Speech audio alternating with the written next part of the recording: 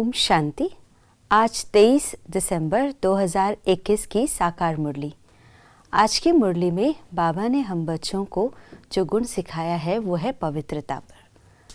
बाबा ने कहा कि मैं तुम बच्चों को पावन बनाने आया हूँ और पावन दुनिया तुम बच्चों के लिए निर्माण कर रहे हैं।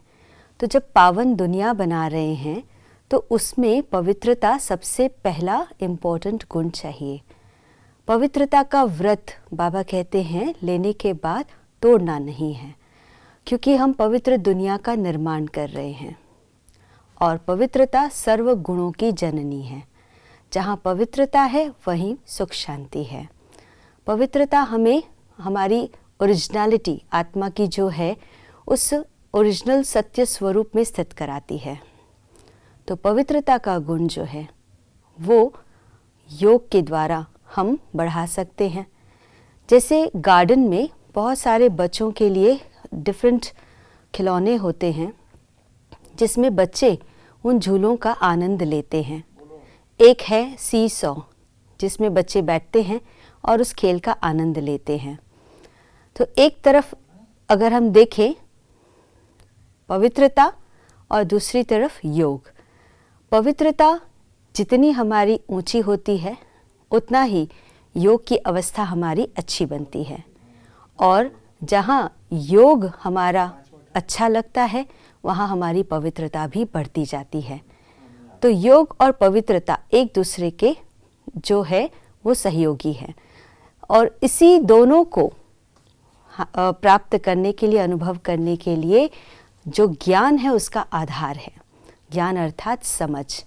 तो ज्ञान के आधार पर जैसे सी सॉ के अंदर बीच में एक आधार है, और इसी तरह से ज्ञान भी पवित्रता और योग के बीच का आधार है। जितने ज्ञान में हमारी स्पष्टता होंगी, गहराई होंगी, उतनी योग और पवित्रता बढ़ती जाएंगी।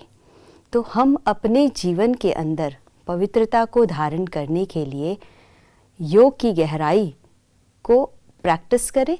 योग जितना बढ़ता जाएगा उतना हमारी पवित्रता भी बढ़ती जाएगी, और उसका फलस्वरूप हमें सुख और शांति अपने जीवन में अनुभव होंगी। तो सुख और शांति अर्थात एक नई दुनिया यानी स्वर्ग की स्थापना हमें शुरुआत करनी है अपने मन के अंदर।